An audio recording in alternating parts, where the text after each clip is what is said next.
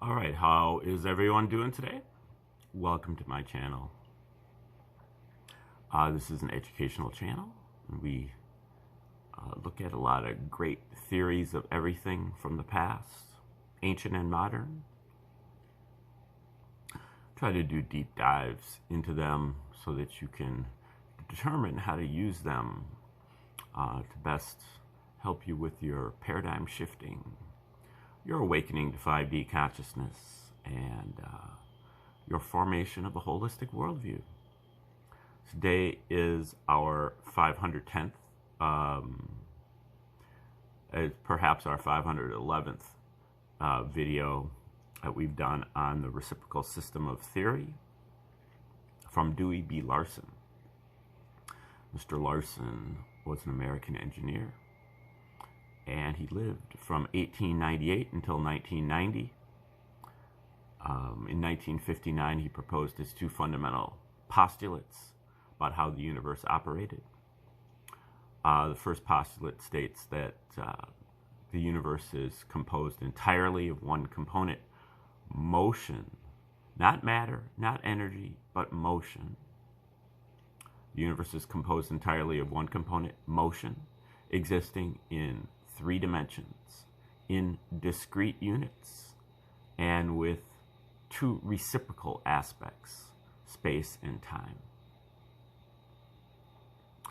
And he basically took that first postulate, plugged it into the second postulate, which is that the universe conforms to the relations of ordinary commutative mathematics. Its primary magnitudes are absolute, and its geometry is Euclidean. Plug that first postulate into the second postulate to arrive deductively at a theoretical universe. What Larson's universe would look like if his postulates were correct. And then he compared his theoretical universe with the measured empirical universe of modern science that they had assembled in their laboratory experiments and compiled in their scientific tables. He does that in this book that we're looking at here today called Basic Properties of Matter, which is primarily on chemistry. It's a look at many of the basic properties of matter that Larson arrives at equations for, like the melting point or the compressibility. And then he plugs in all of the atoms and many compounds into his equations and then compares them with the scientific tables. In many cases, Larson is able to actually just recreate the scientific tables more or less from theory only. No need for billion-dollar grants to do experiments and armies of scientists to conduct them. Just one guy in his living room with an actual, valid theory who's able to make these determinations. Okay, now we are in the middle of chapter 21 here, which is on electromagnetism. We will start here in the middle and hopefully finish this today, this chapter. The lack of, sorry, but if you want to go any deeper into Larson's fundamental postulates and how he develops them, what the ramifications are, what they really mean, you want to watch one of my first 474 videos on this subject, where I go into it quite a bit deeper. For today's purposes, I'm going to assume that you have a working knowledge of the reciprocal system of theory, or else that you are an intrepid explorer into the unknown. And, because we're just trying to read this into the record and, make some headway. Okay, chapter 21, electromagnetism. We're right here in the middle. The lack of any theory or even a model that would explain how either a magnetostatic or electromagnetic effect is produced has left magnetism in a confused state where contradictions and inconsistencies are so plentiful that none of them is taken very seriously. A somewhat similar situation was encountered in our examination of electrical phenomena, particularly in the case of those issues affected by the lack of distinction between electric charge and electric quantity. But a much larger number of errors and omissions have converged to produce a rather chaotic condition in the conceptual aspects of magnetic theory. It is, in a way, somewhat surprising that the investigators in this field have made so much progress in the face of these obstacles. As noted earlier, many of the physical quantities involved in electromagnetism are the same as those that enter into magnetostatic phenomena. These are quantities applicable to two-dimensional scalar relations, irrespective of the particular nature of the phenomena in which they participate. The electromagnetic units applicable to these quantities are therefore the same ones defined for magnetostatic phenomena in Chapter 20. Some of the relations between these quantities are also those of two-dimensional motions in general, rather than being peculiar to either magnetostatics or electromagnetism.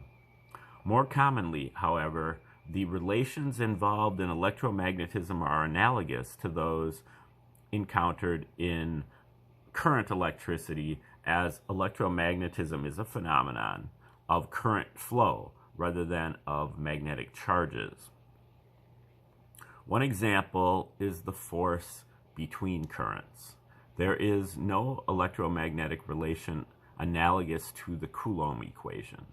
The theorists commonly use current elements for purposes of analysis, but such units obviously cannot be isolated. A simple interaction between two units, analogous to the interaction between two charges, therefore does not exist. Instead, the simplest electromagnetic interaction, the one that is used in defining the unit of current, the ampere, is the interaction between the magnetic forces of parallel wires carrying currents. Making use of the field concept, the advantage of which is quite evident in dealing with currents, we first define the magnetic field of one current in terms of the flux density B. The quantity B has been found to be equal to, still don't remember what that Greek letter is, and OI. I think that is the permeability times the current over 2 pi s. The space-time dimensions of this expression are t squared over s to the fourth, the correct dimensions of the flux density. The force exerted by this field on a length L of the parallel current-carrying wire is then BIL. The dimensions are t squared over s to the fourth times s over t times s equals t over s squared. The expressions representing the two steps of this evaluation of the force can be consolidated, with the result that the force on wire B due to the current in wire A is permeability 0, I, AI, BI over 2 pi s. If the currents are equal, this becomes permeability 0I, 2I over 2 pi s. There is some resemblance between this and an expression of the Coulomb type, but it actually represents a different kind of a relation. It is a magnetic, that is, two-dimensional relation analogous to the electric equation V equals IR. In this electric relation, the force is equal to the resistance times the current.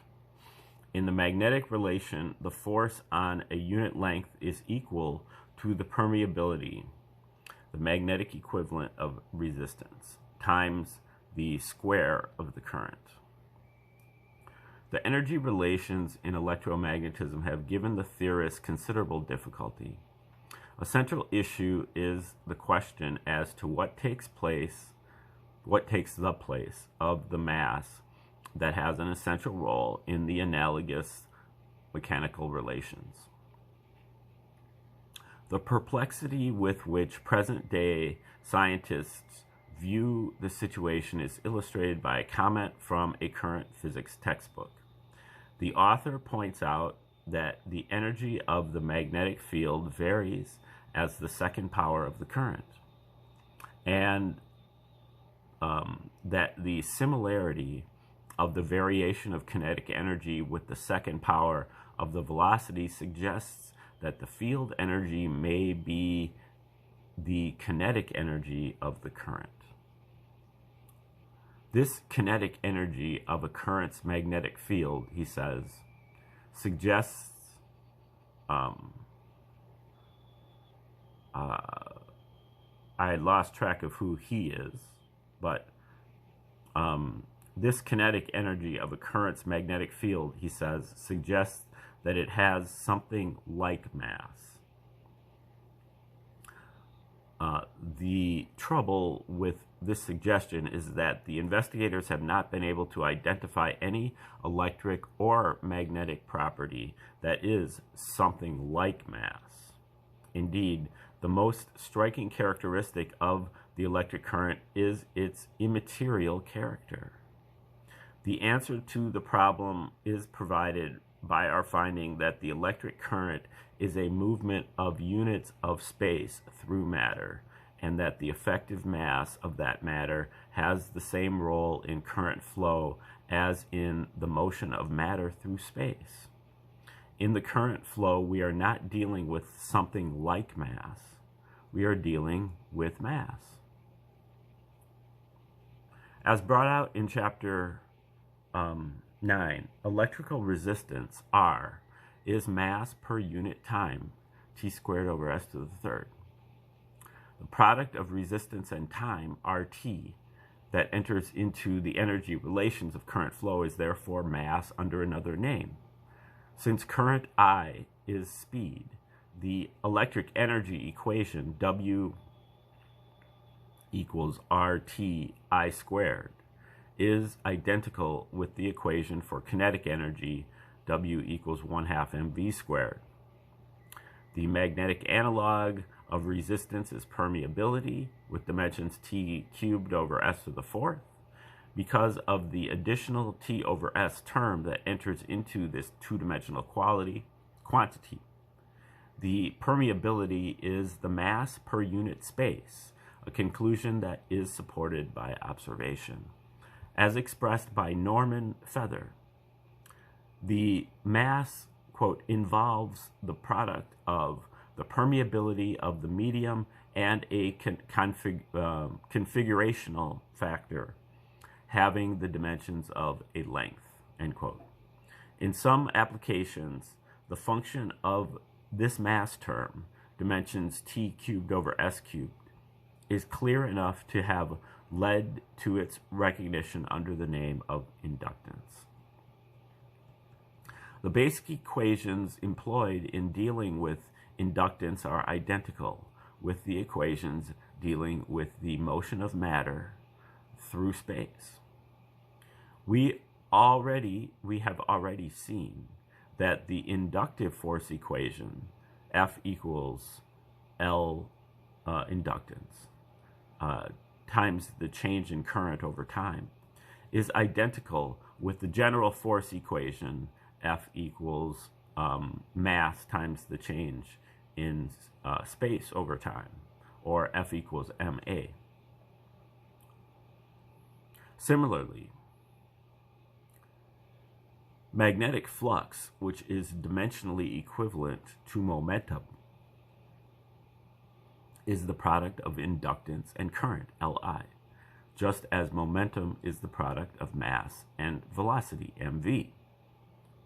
It is not always possible to relate the more complex electromagnetic formulas directly to corresponding mechanical phenomena in this manner, but they can all be reduced to space-time terms and verified dimensionally.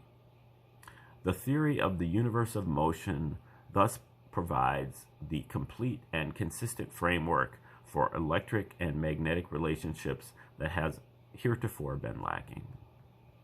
The finding that the one-dimensional motion of the electric current acting in opposition to the three-dimensional gravitational motion leaves a two-dimensional residue naturally leads to the conclusion that a two-dimensional magnetic motion similarly applied in opposition to gravitation will leave a one-dimensional residue, an electric current, if a conductor is appropriately located relative to the magnetic motion.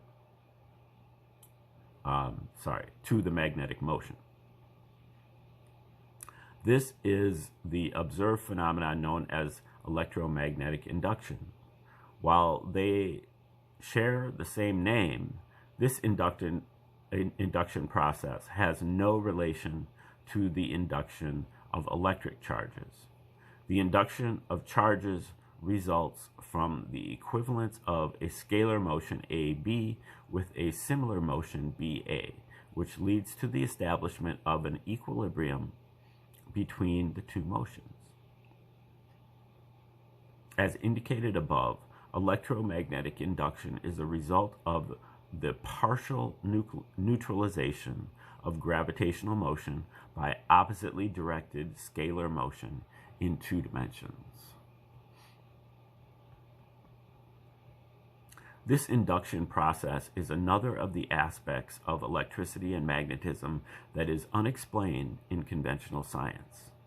As one textbook puts it, quote, Faraday discovered that whenever the current in the primary circuit, I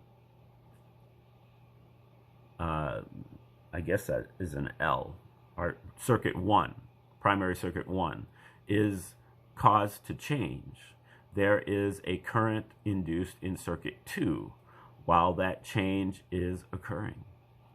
This remarkable result is not in general derivable from any of the previously discussed properties of electromagnetism, end quote. Here again, the advantage of having at our disposal a general physical theory, one that is applicable to all subdivisions of physical activity, is demonstrated. Once the nature of electromagnetism is understood, it is apparent from the theoretical relation between electricity and magnetism that the existence of electromagnetic induction necessarily follows. Since there is no freely moving magnetic particle corresponding to the electron, there is no magnetic current, but magnetic motion can be produced in a number of ways, each of which is a method of inducing electric currents or voltage differences. For example, the magnetic motion may originate mechanically. If a wire that forms part of an electric circuit is moved in a magnetic field in such a way that the magnetic flux through the wire changes, equivalent to a magnetic motion, an electric current is induced in the circuit. A similar effect is produced if the magnetic field is varied, as, for instance, if it is generated by means of an alternating current. The force aspect of the one-dimensional electric residual motion left by the magnetic motion in the electromagnetic induction process can, of course, be represented as an electric field. But because of the manner in which it is produced, this field is not at all like the fields of electric charges. As Arthur Kipp points out, there is an extreme contrast between these two kinds of electric fields. He explains, quote, "An induced EMF implies an electric field, since it produces a force on a static charge. But this electric field, produced by a changing magnetic flux, has some properties which are quite different from those of an electrostatic field produced by fixed charges. The special property of this new sort of electric field is that its curl, or its line integral around a closed path, is not zero. In general, the electric field at any point in space can be broken into two parts: the part we have called electrostatic, whose curl is zero, and for which electrostatic potential differences can be defined, and a part which has a non-zero curl, for which a potential function is not applicable in the usual way. While a substantial," that's the end of the quote, "while a substantial difference, while the substantial differences between the two kinds of electric fields are recognized in current physical thought, as indicated by this quotation, the reason for the existence of these differences has remained unidentified. Our finding is that the obstacle in the way of locating the answer to this problem has been the assumption that both fields are due to electric charges, static charges in the one case, moving charges in the other.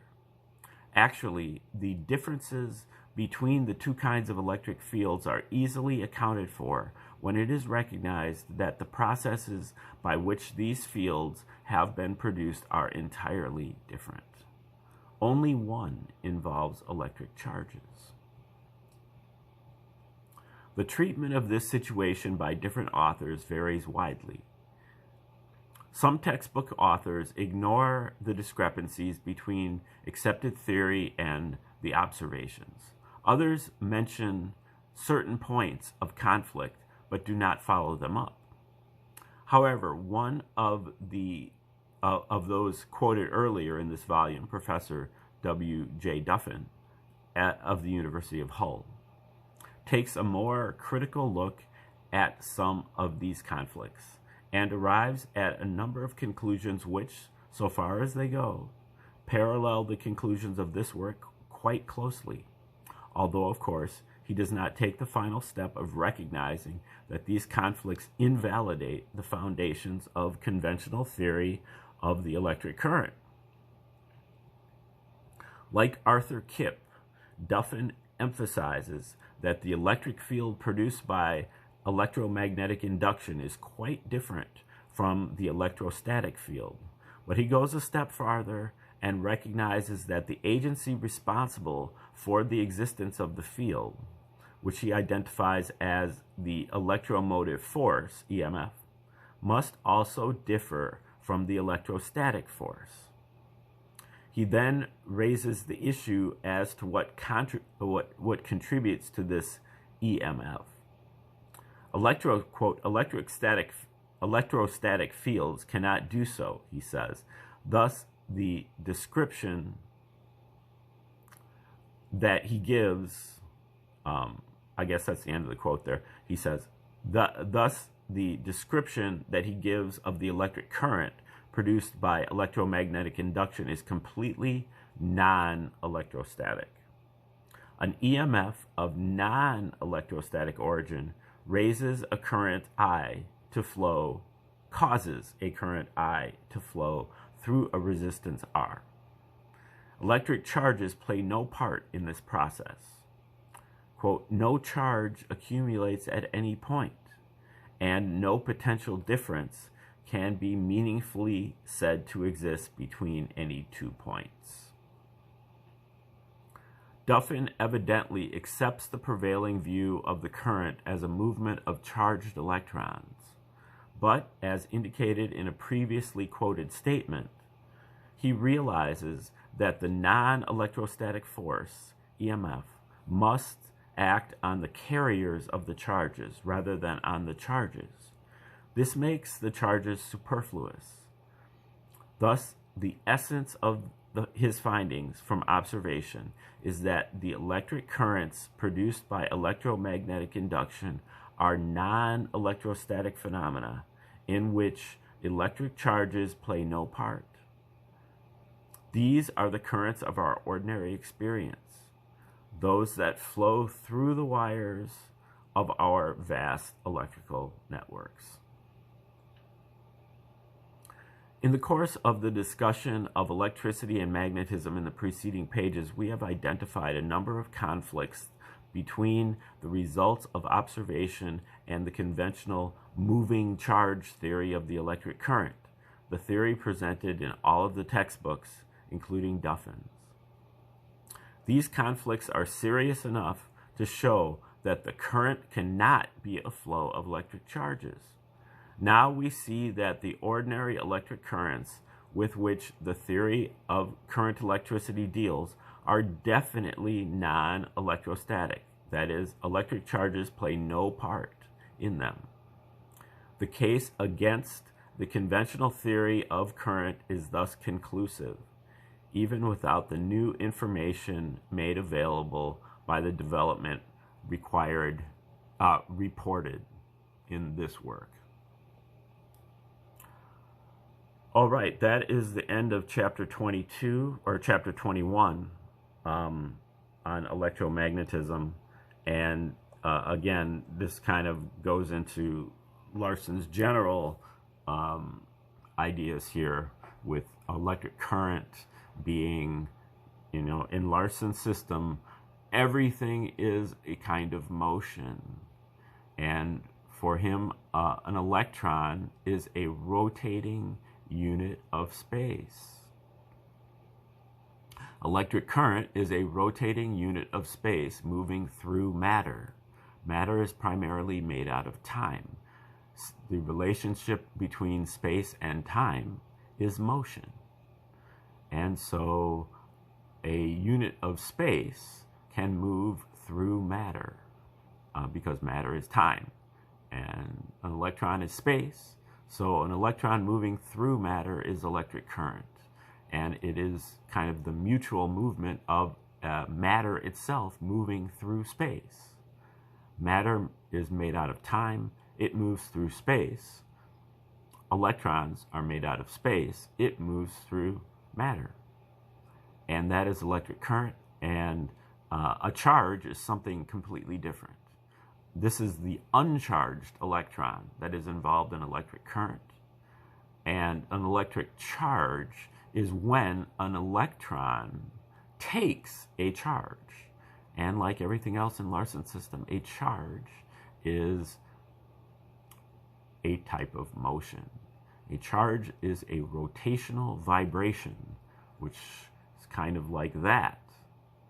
And a rotational vibration, which is a charge, can be taken by an electron.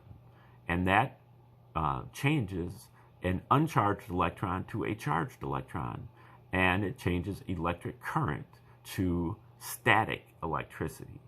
So static electricity is a charged phenomena, whereas electric current is uncharged. And that also then plays into this whole idea with electromagnetism. The electromagnetism is merely the residue of an electric charge moving through a gravitational field, so-called an as-if gravitational field.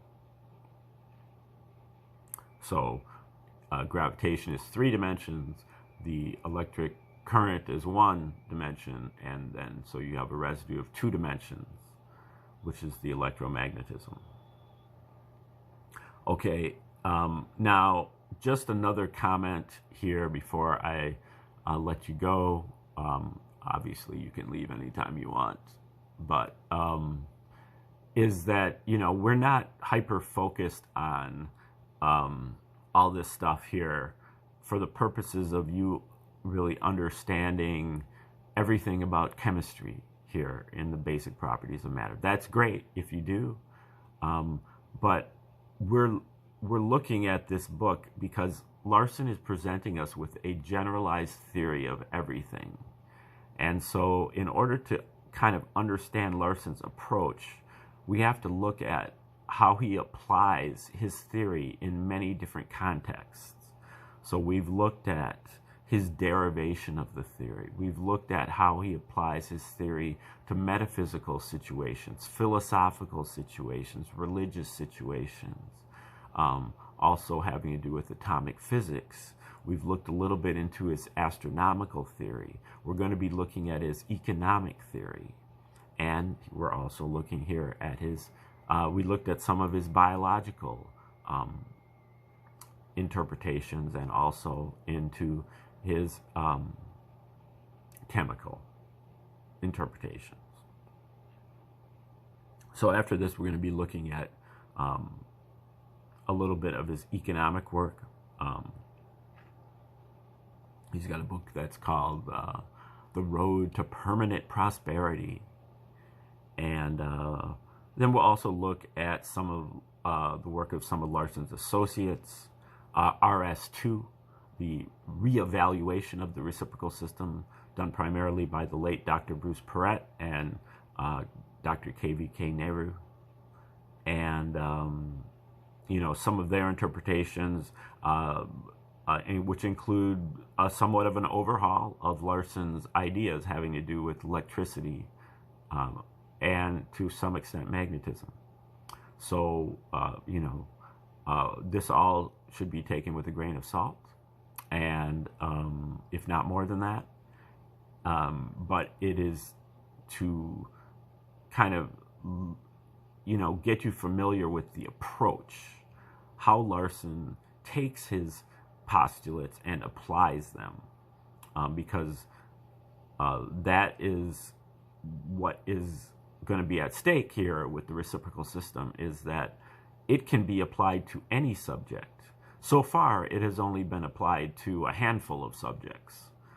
And so there are myriad subjects out there waiting for the reciprocal system to lend its wisdom to them. So hopefully, you know, by seeing how he does it, you can learn how to apply it to your favorite subject. Okay, we're going to leave it there. Thanks for tuning in today.